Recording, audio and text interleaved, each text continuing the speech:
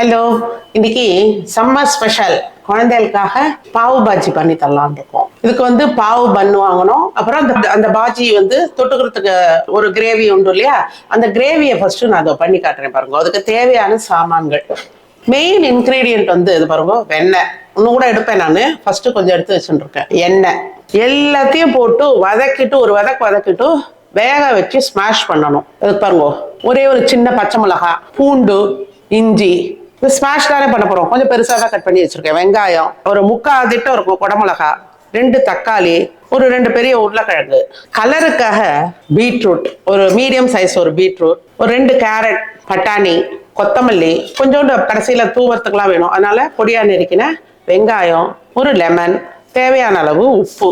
இதுக்கு பாருங்க, எல்லாம் ரெடிமேட்லயே கிடைக்கிறது, நம்ம கஷ்டப்படவே வேண்டாம். அழகா கடையில வாங்குங்க. இந்த மசாலா பொடியெல்லாம் அதை போட்டு பண்ணி கொடுத்தா ஜாம் சாப்பிட்டு போயிட்டே இருப்பா குழந்தை எல்லாம். கொஞ்சோண்டு இந்த காஷ்மீரி சில்லி பவுடர், கொஞ்சம் ஒரு 1/4 ஸ்பூன் ஜீரகப்பொடி, ட்ரை மேங்கோ பவுடர் கிடைக்கும் இல்லையா, அது கிடைச்சா வாங்குங்க. வாங்கி அது கொஞ்சோண்டு அது போடலாம். அப்புறம் மெயின் வந்து இந்த பாவு பாஜி மசாலா கிடைக்கும், கொஞ்சோண்டு தனியா பொடி, எல்லாம் ஒரு இந்த திட்டத்துக்கு எல்லாம் ஒரு 1/2 ஸ்பூன் போடலாம் போதும், அதுக்கு மேல வேண்டாம்.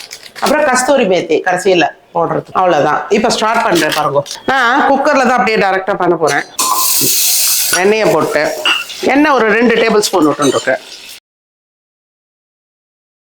இப்போ ஃபர்ஸ்ட் பாருங்க, இதுல இஞ்சி பூண்டை போட்டுருவோம், ஃப்ளேவர் வரும் அப்பதான் ஃபர்ஸ்ட் அது போட்டோம்னா. அப்புறம் இந்த வெங்காயம் பாருங்க, இதெல்லாமே போட்டலாம். பச்சை மிளகா, உருளைக்கிழங்கு, குடமிளகா, தக்காளி, பீட்ரூட், கேரட், பட்டாணி, ஃப்ரோசன் பட்டாணி, இது எல்லாம் ஸ்மாஷ் தானே பண்ண போறோம், அதனால போட்டுடலாம் எல்லாத்தையும்.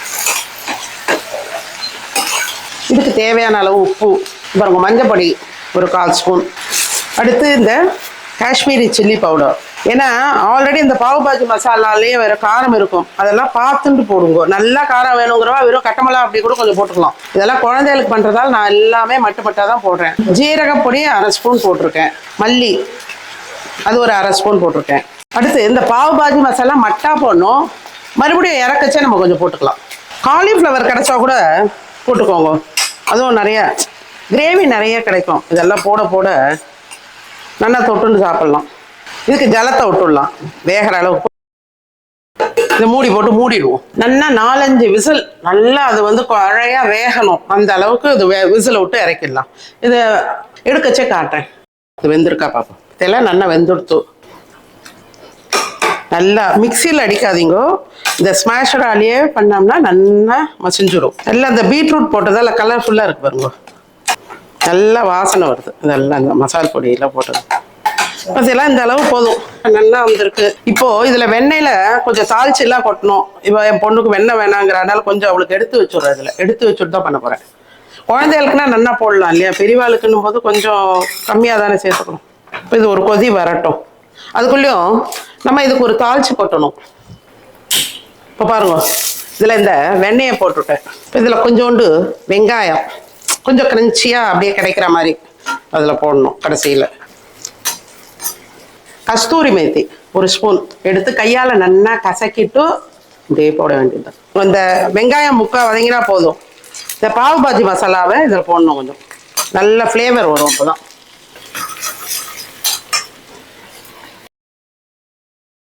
இது நல்லா கலந்துரும். நல்லா சூப்பராக வந்திருக்கு.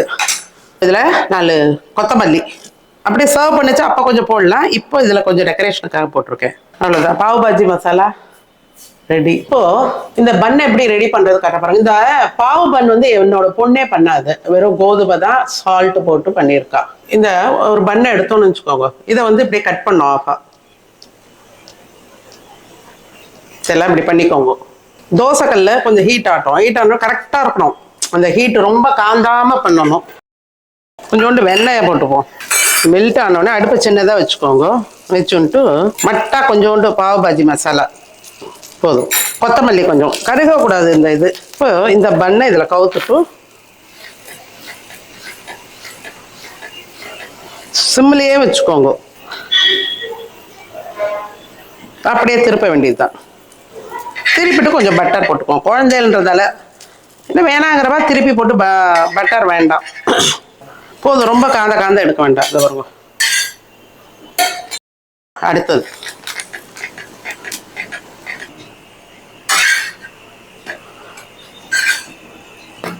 அவ்வளோதான் போதும். இதே மாதிரியே எல்லாத்தையும் பண்ண வேண்டியதுதான். எப்படி சர்வ் பண்றது சொல்ற பாருங்க. இப்படி போட்டுருவோம். இப்போ பாருங்க வெங்காயம். அடுத்து நான் வந்து இதுல லெமன் பிழியல, ஏன்னா சிலருக்கு வேணும்னா வேணான்னு இல்லையா, அதனால அவளுக்கு சர்வ் பண்ணும்போது இப்படி வச்சுட்டோம்னு வச்சுக்கோங்க, வேணுங்கிறவா அதை புழிஞ்சுப்பா லெமனை. இது பாருங்க வெண்ணெயை போட வேண்டியது. அதில் சூப்பரான பாவ் பாஜி ரெடியா இருக்கா. எங்க பேத்திகள் ஃப்ரெண்டு எல்லாம் எப்ப கொடுப்பேன்னு காத்துட்டு இருக்கா பாவம். எல்லாரும் இதை ட்ரை பண்ணி பாருங்க, எப்படி வந்ததுன்னு குழந்தைகள்கிட்ட கேளுங்க, நல்ல கமெண்ட் சொல்லுவா, உங்களதான் பாராட்டுவா, நல்லா பண்ணி கொடுத்துருக்கேன் ஹாலிடேஸ் ஸ்பெஷல்னு அப்படின்னு சொல்லுங்க. குழந்தை எல்லாம் பண்ணி கொடுங்க. கண்டிப்பா நீங்கெல்லாம் சாப்பிடலன்னா கூட குழந்தைகளுக்கு பண்ணி தரலாமோ இல்லையோ. எப்படி வந்ததுன்னு கமெண்ட்ல போடுங்க. என்னோட வீடியோஸ் எல்லாம் பிடிச்சிருந்தா லைக் பண்ணுங்க, ஃப்ரெண்ட்ஸ் அண்ட் ரிலேட்டிவ்ஸ்க்கு ஷேர் பண்ணுங்க, சப்ஸ்கிரைப் பண்ணாதவால சப்ஸ்கிரைப் பண்ணுங்க. தேங்க்யூ.